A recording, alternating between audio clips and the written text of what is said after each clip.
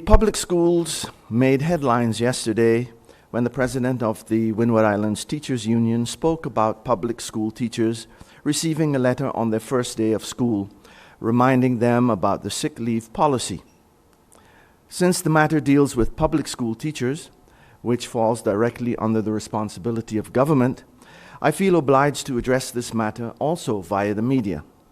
Since, as I said, this matter concerns public school teachers, let me address a few of the issues. One thing that I agree with the president of the Windward Islands Teachers Union, Ms. Claire Elshot, about is that the timing of the letter might have been a bit off. I thank her, though, for bringing the letter to my attention. Indeed, a welcome letter or a wish you success letter would have been more appropriate. Nevertheless, the content of the letter was legally correct. No new policies concerning sick leave or long-standing absences were taken up in the letter. The letter to the teachers and to all other staff members at the various public schools was simply a reminder of the sickness and the leave of absence policies. Teachers and other staff working in our public schools are treated like civil servants. 52 letters in total were issued to teachers and staff. 46 of the letters were letters reminding teachers that they need to go for medical control on the first day that they report to work. And 6 teachers and staff received double letters. This means that they have been on sick leave for several years or more, and they are also being reminded that they fall under the first day reporting policy. In public education, we have a total of 190 teachers and staff, and 52 of the 190 received reminders. This is 1/4, or more than 25% of our teachers and staff at public schools who report sick during the school year. According to the government policy, which also applies to public schools, if an employee is sick for more than 3 days, then on the 4th day he or she must report to the control doctor. Now, if that same employee falls sick for more than 3 times within a 6-month period, then the head of the department, in this case the head of the Division of Public Education, has to inform the teacher or staff member that he or she will have to follow the first day reporting policy, which means that on the first day of sickness, that teacher or staff member must report to the controlling doctor. Now, the letter that was sent to the teachers was not based on the 6 months period, but it was based on the entire past school year. In other words, teachers who were sick during the entire past school year for more than 3 times were informed during this school year that if they fall sick, they will need to report to the SZV on the first day of their sickness. Then the letter further stated that if they fail to report to the SZV, this failure will result in no work, no pay, according to the law. There are indeed civil servants in government, including teachers, who seemingly abuse the system and the sickness policy. And unfortunately, those civil servants and teachers and staff at public schools who uphold the policy and the system, they often suffer the same consequences as those who do not uphold it. It happens that civil servants and teachers alike call in sick when actually they're staying at home to take care of their child or for other reasons. But they don't have to use the sickness policy for that. There is a leave of absence policy that covers situations like that. So when you look at the law, the LMA, and the policies, they are very lenient and are in favor in civil servants or the teaching staff at the public schools. There is more than I can say about this topic, but I will leave it for another time. In summary, the timing of the letter on the first day of school may have been a bit off, but the content of the letter regarding the sickness policy and the leave of absence policy is legally correct. Teachers working in public schools also ought to know that if their situation is not handled correctly, they should report that particular situation then in accordance with the chain of command, which is first to the school manager, then to the head of the division, public education, then to the Minister of Education, and ultimately they can go to the Council of Ministers.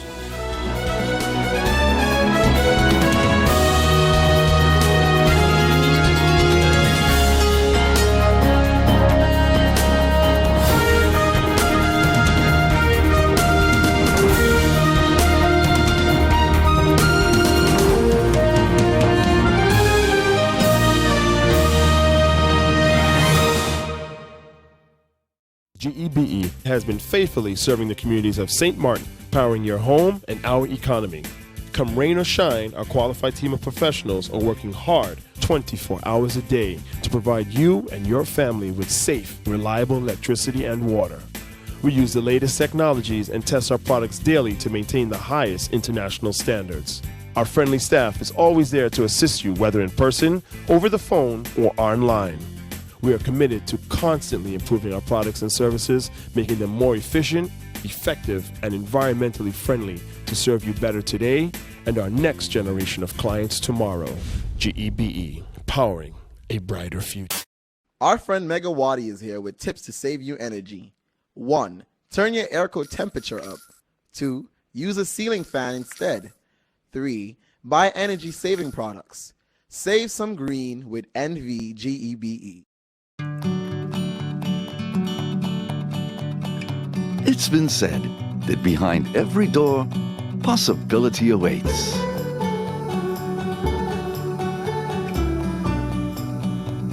How much possibility depends on which door you open first. Every day, we help our customers discover the possibilities in their lives. It all starts with a conversation. Scotiabank. Discover what's possible.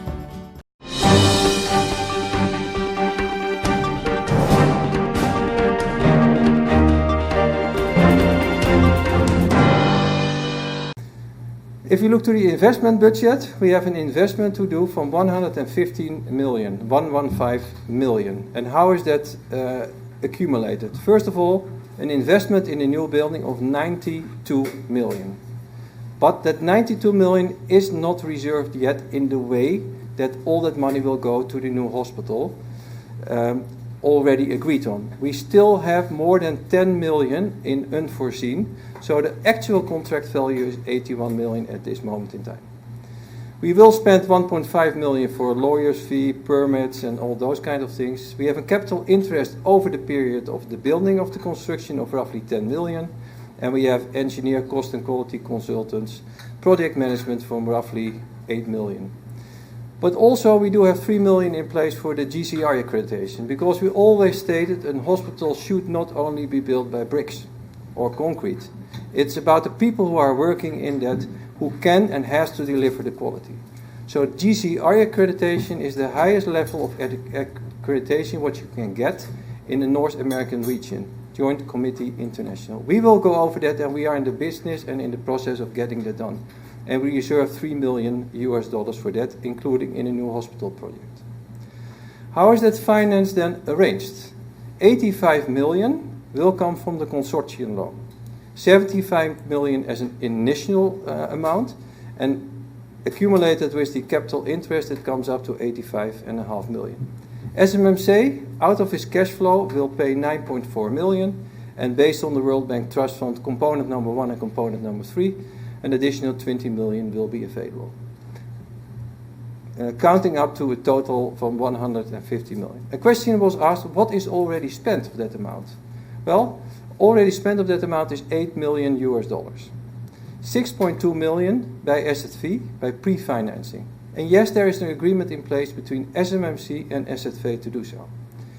The 6.2 million will be paid back by SMMC in the first drawdown, what will be done by SMMC, and then we pay off that part to SZV. We ourselves as SMMC have paid already 1.1 million, and the World Bank paid 0.7 million. The grant of the World Bank, 25 million available. 17 million primarily for the post-Irma specifications, the strengthening of the hospital to an Hurricane 5+ resistance. 70 million is reserved for that. 3 million for the GCI, the quality accreditation and the improvement of the quality. But also 5 million for making the existing hospital more resilient. Because we still have to go to 3 hurricane seasons before the new hospital will be available. And very important to mention, the World Bank reviewed the procurement process with INZO. The procurement process, what was done by a public transparent bid, what was won by INZO. They reviewed it and they stated, you did it conform the regulations of the World Bank. We all know that's strict. So, it's a good proof that they approved it. Looking into the facility agreement a bit further, there's a loan amount of 135 million. That's before the capitalized interest is added to this amount. And how is that divided? 59 million is laid in by SZV. Algemeen Pensioenfonds Sint Maarten 32 million. Algemeen Pensioenfonds Curaçao 25 million. Guardian and Fatum Life 9 million. Windward Island Bank 8.5 million. En Stichting Pensioenfonds Fatum 1.5 million. In total 135 million. The term is 20 years and there is a fixed rate of 5.9% interest and it is capitalized during the construction. The question was raised about the operational cost of SMMC, how that will grow. We have here the financial model excluding the pharmacy. 50 million, 51 million in 2016, 2017 52 million, 2018 55 million. The increase is primarily based on the salaries, the increase of the numbers of medical specialists and nurses who are coming in, and of course the related medical supplies.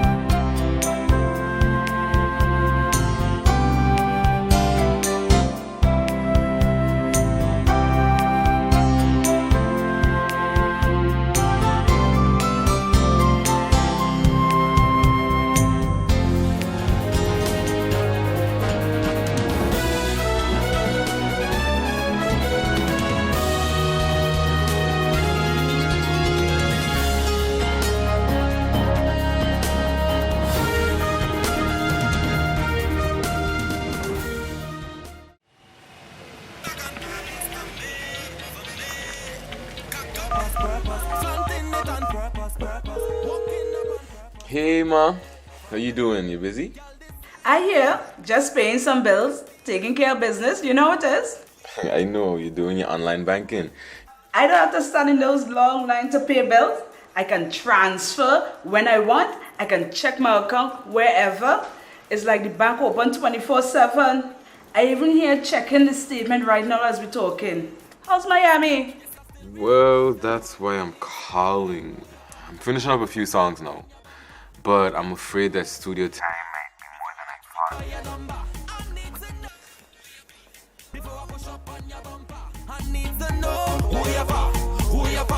thought. And I was wondering if I could get some help with some funds, and I could pay you back as soon as I get back to St. Martin. Let me check my account. How much you need? I think 500 should be enough. I can transfer it to you while you're online. Direct from me to you. No problem. Great. Thank you so much, Ma. I'll get online with Wib now. Alright, darling. You know who you're for? I need to know who you're for. Contact Wib today for your complete personal online banking experience. Available for all mobile devices. The Windward Islands Bank, now your online banking partner in progress.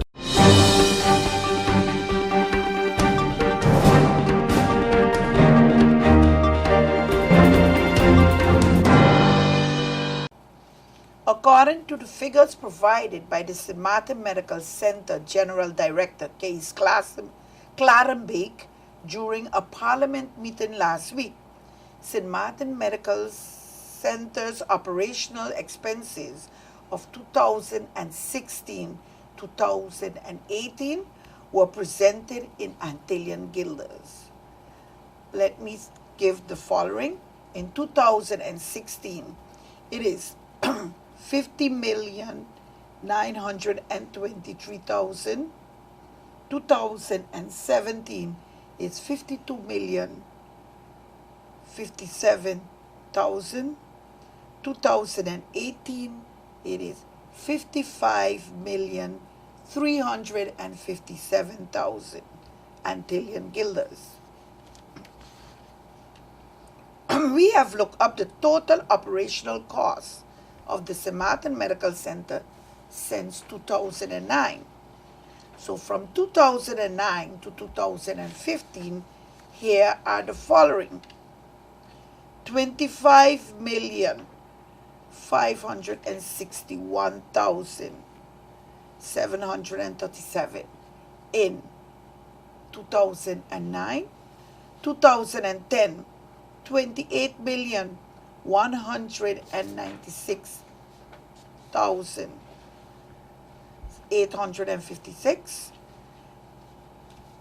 2011, 27,144,636. 2012, 30,990,157. And 2013, 33,581,695. In 2014, 35,376,343. And in 2015, 38,120,242. We calculated the annual total operational expense index since 2009.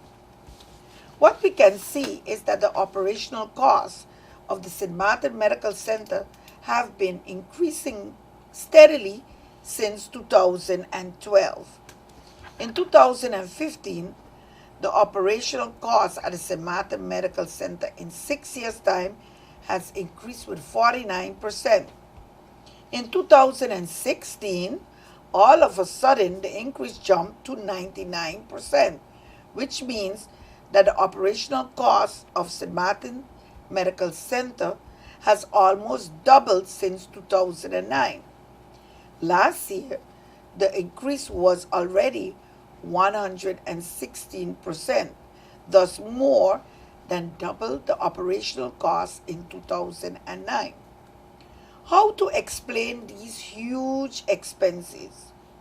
Mr. Klarenbeek said the increase over the 3-year period 2016 to 2018 were primarily due to salaries and the increase in the number of medical expenses and related medical supplies.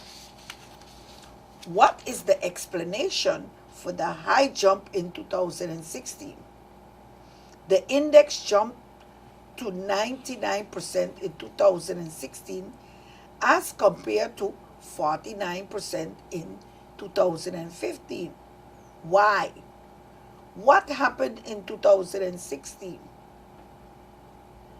Next question, who has to pay for these increased operational expenses annually? According to SZV management, 80% of the patients at St. Martin Medical Center are administered by SZV. We look up these annual accounts in SZV.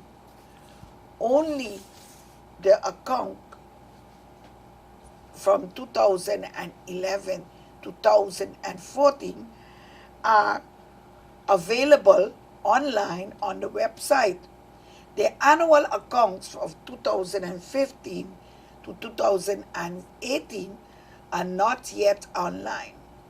So according to the annual accounts of SZV, the total SZV paid for St. Martin Medical Center services from 2011 to 2014 was in 2011 18,354,562.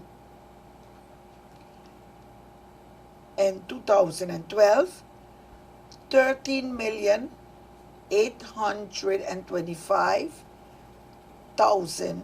In 2013, 37,910,000.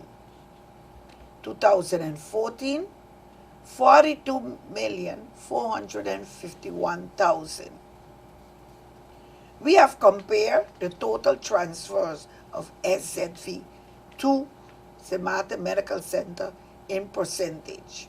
So 2011, 68%, 2012, 45%, 2013, 113%, 2014, 120%. How to explain these findings? We read that what was paid to St. Martin Medical Center in 2011 also covered the bills since 10-10-10. In 2012, we read that there was still a dispute about bills presented by St. Martin Medical Center, which may explain why the percentage was low. It was lower than in 2011. But in 2013 and 2014, we see that the total transfer to St. Martin Medical Center were much bigger than the total annual operational costs of the St. Martin's Medical Center in those 2 years. So what is the explanation for these numbers? They do not match.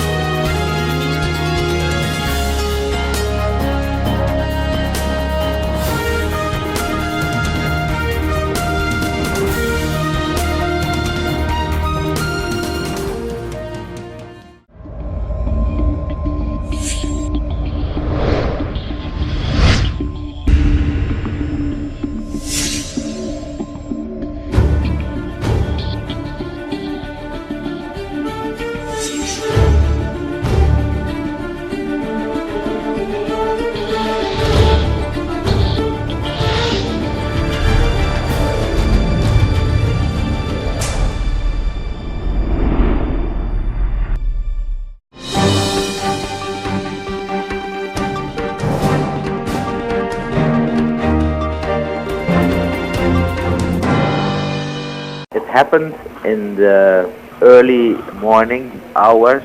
It was about somewhere between 3 to 3:30 that the police received a call from the tax office security personnel. There's a fire. The security personnel indicated that they heard some type of explosion, and afterwards they saw a lot of smoke. The fire alarm system did activate, but they also called the police emergency number. So the police went to the tax office together with the fire department, and it took about an hour and a half, about 4:30 in the morning, before they had control over the fire.